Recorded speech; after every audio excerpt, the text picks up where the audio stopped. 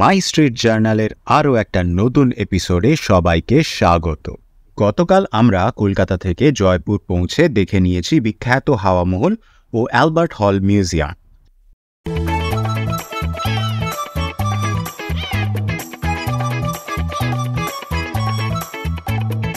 আজকে জয়পুরে আমাদের দ্বিতীয় দিন। আজকে আমরা যাব অম্বর ফোর্ট, নাহারগড় ফোর্ট ও জয়গড় ফোর্ট দেখতে। রাস্তায় পড়ল বিড়লা মন্দির।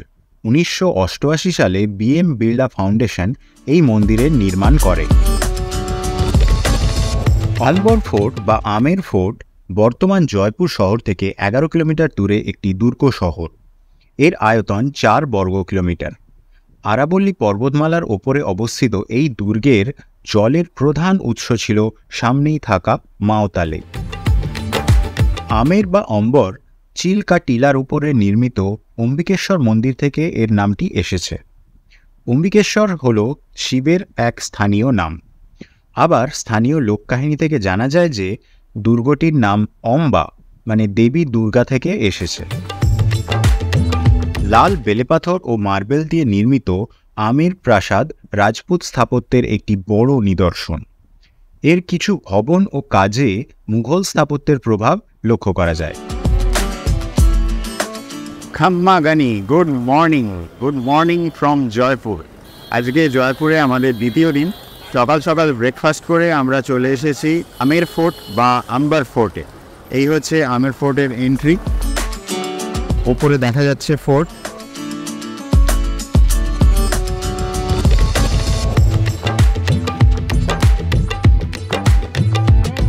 हाँ, सामने जो पहाड़ पे जो दीवार दिख रहा है सर आपको, वो अक्सर अपने एशिया के तीसरे नंबर की दीवार है सर। ये फर्स्ट में चीन की आती है, सेकंड में कुंभलगढ़ आती है, थर्ड पे आती है अपने आमेर फोर्ट की सर। ये जी सर, तो ये 12 किलोमीटर फैली हुई है सर, 3 फोर्ट को कवर करती है। जी sir, Amer fort, Jaigarh fort और नाहरगढ़ फोर्ट, 3 फोर्ट को कवर करती है सर। ये जैसा ऊपर देखिए सर, जो ऊपर वो वास्ट टावर दिख रहा है सर, ये वहाँ पे राजा के सैनिक रहते थे सर। अच्छा जी सर, जो निगरानी किया करते थे सर। जी তলার গেট থেকে পায়ে হেঁটে জিপে করে বা হাতির পিঠে চেপে মূল দুর্গে যাওয়া যায়। পায়ে হাঁটা পথ ও হাতির পথ পৃথক। অম্বর ফোর্টটি রাজা প্রথম মান সিং দ্বারা নির্মিত হয়েছিল। 1600 দশকের প্রথমের দিকে জয় সিং এটিকে প্রসারিত করেছিলেন। পরবর্তী 150 বছরে ধারাবাহিক শাসকদের দ্বারা উন্নতি ও সংযোজন করা হয়েছিল, যতক্ষণ না পর্যন্ত 1727 সালে সবাই দ্বিতীয় জয় সিং রাজধানী জয়পুরে স্থানান্তরিত করেন। প্রাসাদটি 6টি পৃথক কিন্তু প্রধান বিভাগে বিভক্ত, যার প্রত্যেকটির নিজস্ব প্রবেশদ্বার এবং প্রাঙ্গণ রয়েছে। মূল প্রবেশটি সুরজ পোল দিয়ে, যা প্রথম প্রধান প্রাঙ্গণ জালেব চকে নিয়ে যায়। এটি উদীয়মান সূর্যের দিকে পূর্ব দিকে মুখ করে আছে, তাই এর নাম সুরজ পোল। রাজকীয় অশ্বারোহী এবং গণ্যমান্য ব্যক্তিরা এই গেট দিয়ে প্রাসাদে প্রবেশ করতেন। এই হচ্ছে জালেব চক। জালেব চক একটি আরবি শব্দগুচ্ছ, যার অর্থ সৈন্যদের একত্রিত হওয়ার জায়গা। এটি আমের প্রাসাদের 4টি প্রাঙ্গণের মধ্যে একটি, যা সওয়াই জয় সিংয়ের রাজত্বকালে নির্মিত হয়েছিল। সেনা কমান্ডার বা ফৌজ বক্সির নেতৃত্বে মহারাজার ব্যক্তিগত দেহরক্ষীরা এখানে কুচকাওয়াজ করতেন। এছাড়া সেনারা যুদ্ধ থেকে ফিরে আসার পর বিজয় কুচকাওয়াজ করত, যা জালিযুক্ত জানালা দিয়ে রাজপরিবারের মহিলারা প্রত্যক্ষ করতেন। জালেব চকের ডান দিকে একটি ছোট মন্দির রয়েছে শিলাদেবীর। শিলাদেবী ছিলেন কালী বা দুর্গার অবতার। রাজা মান সিং যশোরের রাজাকে পরাজিত করার পর একটি কালো পাথরের স্ল্যাব উপহার পেয়েছিলেন। কংস নাকি ভগবান কৃষ্ণের বড় ভাইবোনদের হত্যা করেছিলেন এই পাথরের ওপর। এই উপহারের বিনিময়ে মান সিং তাঁর জয়ী রাজ্য বাংলার রাজাকে ফিরিয়ে দেন।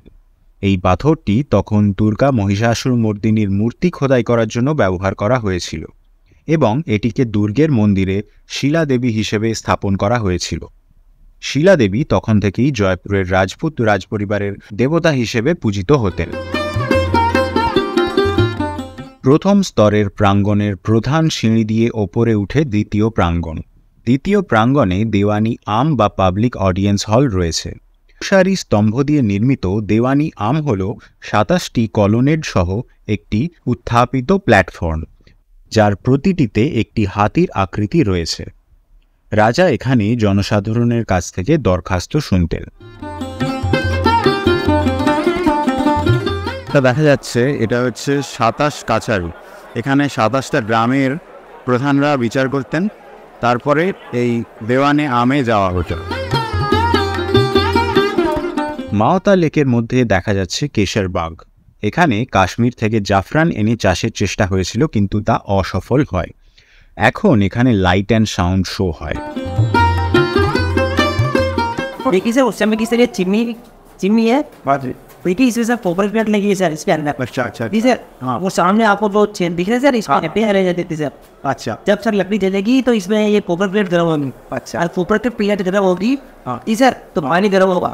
अच्छा जी सर, इसका पानी वाला कौन पीछे देगा सर। अच्छा अच्छा आएगी হচ্ছে স্নানের জায়গা বা হাম্মাম। গণেশ পোল মহারাজাদের ব্যক্তিগত প্রাসাদের প্রবেশদ্বার। এটি অনেক ফ্রেস্কো সহ একটি 3 স্তরের কাঠামো, যা মির্জা রাজা জয় সিংয়ের আদেশে নির্মিত হয়েছিল। এই গেটের উপরে রয়েছে সুহাগ মন্দির, যেখানে রাজপরিবারের মহিলারা জালিযুক্ত মার্বেল জানালা দিয়ে দিওয়ানি আমে অনুষ্ঠিত অনুষ্ঠানগুলি দেখতেন। তৃতীয় প্রাঙ্গণটিতে প্রবেশ করতে হয় গণেশ পোল বা গণেশ গেট দিয়ে, যেখানে মহারাজা, তার পরিবার ও পরিচারকদের ব্যক্তিগত কোয়ার্টার ছিল। প্রাঙ্গণটিতে 2টি ভবন রয়েছে, একটি অন্যটির বিপরীতে। মুঘল উদ্যানের আদলে একটি বাগান দ্বারা পৃথক করা হয়েছে। প্রবেশদ্বারের বাম দিকে আছে দেওয়ানি খাস বা শীষমহল, যা কাঁচের প্যানেল এবং বহু আয়না বিশিষ্ট সিলিং দিয়ে চমৎকারভাবে অলঙ্কৃত। আয়নাগুলি উত্তল আকৃতির এবং রঙিন ফয়েল এবং পেন্ট দিয়ে ডিজাইন করা হয়েছে, যা ব্যবহারের সময় মোমবাতির আলোতে উজ্জ্বল হয়ে উঠবে। শীষমহল মির্জা রাজা জয় সিংয়ের রাজত্বকালে নির্মিত হয়েছিল, তাই এর আরেক নাম জয়মহল। এখানে একটি বিশেষ আকর্ষণ হল শীষমহলের চারিপাশে একটি স্তম্ভের গোড়ায় ম্যাজিক ফ্লাওয়ার খোদাই করা মার্বেল প্যানেল, যেখানে 2টি প্রজাপতিকে চিত্রিত করা হয়েছে। ফুলটির 7টি অনন্য নকশা রয়েছে, যার মধ্যে রয়েছে মাছের লেজ, পদ্ম, ফণাযুক্ত কোবরা, হাতির শুঁড়, সিংহের লেজ, ভুট্টা এবং বিছে। শীষমহলের বিপরীতে আছে সুখনিবাস। দেওয়ালগুলোকে মার্বেল ইনলে দিয়ে সজ্জিত করা হয়েছে। একটি খোলা চ্যানেলের মধ্যে দিয়ে জল প্রবাহিত হতো, যা এই ভবনকে ঠান্ডা রাখত। এই চ্যানেলের জল বাগানে প্রবাহিত হতো। জয়গড় ফোর্ট যাওয়া যায় এই টানেলের মধ্যে দিয়ে। এই আমের ফোর্টে যখন শত্রুর আক্রমণ বা কোনো হামলা হতো, তখন এই টানেল দিয়ে জয়গড় ফোর্টে যাওয়া যায়। চতুর্থ প্রাঙ্গণে জেনানা মহল, যেখানে রাজকীয় পরিবারের মহিলারা পত্নী বা উপপত্নী বাস করতেন। এই প্রাঙ্গণের দক্ষিণে রাজা প্রথম মান সিংয়ের প্রাসাদ অবস্থিত, যা এই প্রাসাদ দুর্গের প্রাচীনতম অংশ। প্রাসাদের কেন্দ্রীয় প্রাঙ্গণে স্তম্ভ বিশিষ্ট মণ্ডপ রয়েছেন। প্রাসাদটি তৈরি করতে 25 বছর সময় লেগেছিল এবং রাজা মান সিংয়ের শাসনকালে 1599 সালে এটি সম্পূর্ণ হয়েছিল। রাজা মান সিংয়ের 12 জন রানী ছিলেন, তাই তিনি 12টি কক্ষ তৈরি করেছিলেন, প্রতিটি রানীর জন্য একটি করে।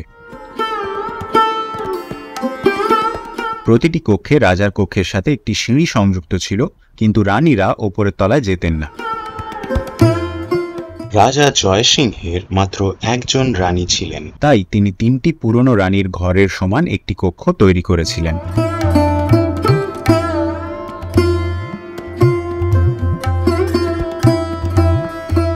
আমের ফোর্টে 3টি ভূগর্ভস্থ জলাধারে বৃষ্টির জল সঞ্চয় করে রাখা হতো। একটি জালেব চকের নিচে, একটি দেওয়ানি আমের নিচে, আরেকটি মান সিংয়ের প্যালেসের নিচে।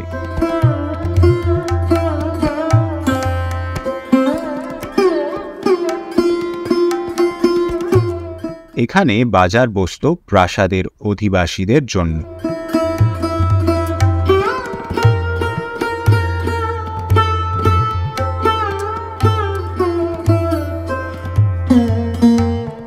এগুলো যোধা আকবর সিনেমার প্রপ। জয়গড় দুর্গের সাথে এই প্রাসাদটি একই আরাবলী পর্বতমালার চিল্কা টিলা বা ঈগলের পাহাড়ের উপরে অবস্থিত। প্রাসাদ এবং জয়গড় দুর্গকে একটি কমপ্লেক্স হিসেবে বিবেচনা করা হয়, কারণ দুটি একটি ভূগর্ভস্থ পথ দ্বারা সংযুক্ত। এই সুড়ঙ্গটি যুদ্ধের সময় রাজপরিবারের সদস্যদের এবং আমের ফোর্টের অন্যান্যদের জয়গড় দুর্গে যাওয়ার জন্য একটি পালানোর পথ ছিল।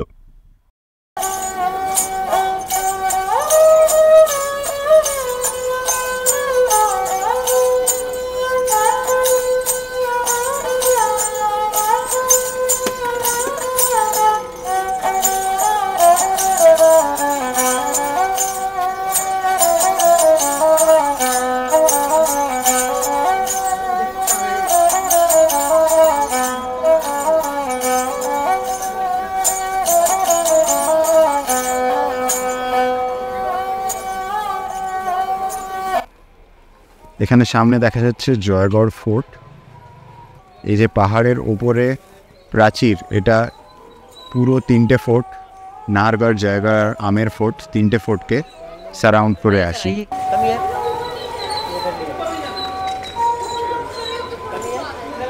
আমের ফোর্ট দেখে এখন আমরা চলেছি নাহারগড় ফোর্ট দেখতে। সেই নাহারগড় ফোর্ট যেখান থেকে আসল ডক্টর হাজরাকে ঠেলে ফেলে দেওয়া হয়েছিল।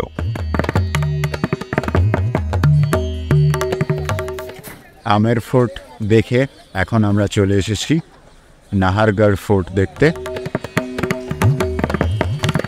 এই হচ্ছে এন্ট্রি গেট।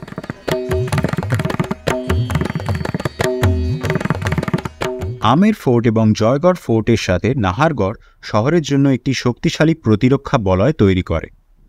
দুর্গটির নাম ছিল সুদর্শনগড়, কিন্তু এটি নাহারগড় নামে পরিচিত হয়, যার অর্থ বাঘের আবাস। জনপ্রিয় বিশ্বাস হল নাহার এখানে নাহার সিং ভূমিয়াকে বোঝানো হয়েছে, যার আত্মা এই জায়গাটিকে তাড়িত করছিল এবং দুর্গ নির্মাণে বাধা সৃষ্টি করছিল। দুর্গের মধ্যে তাঁর স্মৃতির উদ্দেশ্যে একটি মন্দির নির্মাণ করে নাহারের আত্মাকে প্রশান্ত করা হয়েছিল। এই হচ্ছে বৃষ্টির জল ধরে রাখার ট্যাঙ্ক। আগেকার দিনে এখানে বৃষ্টির জল স্টোর করে রাখা হতো। সামনে একটা স্টেপ ওয়েল, যেটাকে স্থানীয় ভাষায় বলে বাউরি।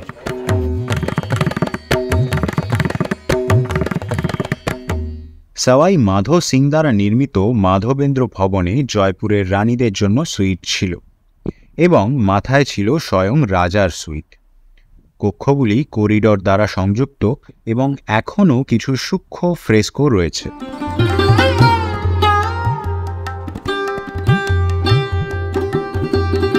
নাহারগড় দুর্গ 1734 সালে জয়পুরের মহারাজা সওয়াই জয় সিং দ্বারা নির্মিত। প্রাচীরগুলি আশেপাশের পাহাড়গুলির ওপর প্রসারিত হয়েছিল, যা এই দুর্গটিকে জয়গড়ের সাথে সংযুক্ত করেছিল। যদিও দুর্গটি তার ইতিহাসের সময় কখনো আক্রমণের শিকার হয়নি, তবে এটি কিছু ঐতিহাসিক ঘটনা দেখেছে। উল্লেখযোগ্যভাবে 18 শতকে জয়পুরের সাথে যুদ্ধ করা মারাঠা বাহিনীর সাথে চুক্তিগুলি। 1857 সালের বিদ্রোহের সময় ব্রিটিশ রেসিডেন্টের স্ত্রীসহ এই অঞ্চলের ইউরোপীয়রা তাদের সুরক্ষার জন্য জয়পুরের রাজা সওয়াই রাম সিং দ্বারা নাহারগড় দুর্গে স্থানান্তরিত করা হয়।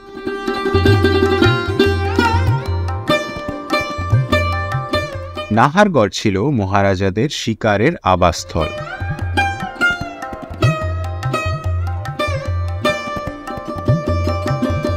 নাহারগড় ফোর্ট দেখে এবার আমরা চলেছি জয়গড় ফোর্ট দেখতে।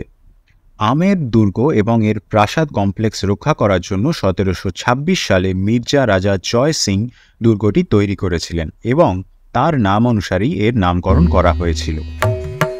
দুর্গটি কাঠামোগত নকশায় আমের দুর্গের অনুরূপ। এটি বিজয় দুর্গ নামেও পরিচিত। এটি উত্তর দক্ষিণ দিক বরাবর দৈর্ঘ্যে 3 কিলোমিটার এবং প্রস্থে 1 কিলোমিটার। দুর্গটিতে জয়বান কামান রয়েছে, যা তখন চাকার ওপরে বিশ্বের বৃহত্তম কামান ছিল। মুঘল সম্রাট শাহজাহানের শাসনকালে দিল্লির 150 মাইল দক্ষিণ পশ্চিমে অবস্থিত জয়গড় ফোর্টটি বিশ্বের সবচেয়ে দক্ষ কামানের ফাউন্ড্রিগুলির মধ্যে একটি হয়ে উঠেছিল, প্রধানত দুর্গের আশেপাশে প্রচুর পরিমাণে লৌহ আকরিক খনি থাকার কারণে। জয়গড়ের একটি ফাউন্ড্রিতে মহারাজা সওয়াই দ্বিতীয় জয়সিংয়ের রাজত্বকালে জয়বান কামান তৈরি করা হয়েছিল।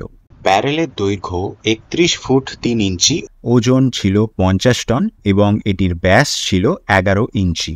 এটি চাকার উপর মাউন্ট করা হয় এবং রোলার পিন বিয়ারিংয়ে দুটি পিছনের চাকার মেকানিজম রয়েছে, যাতে এটিকে 360 ডিগ্রি ঘোরানো যায়। কামানটির সীমা ছিল 22 মাইল এবং এতে 50 কিলোগ্রাম বল ব্যবহার করা হয়েছিল।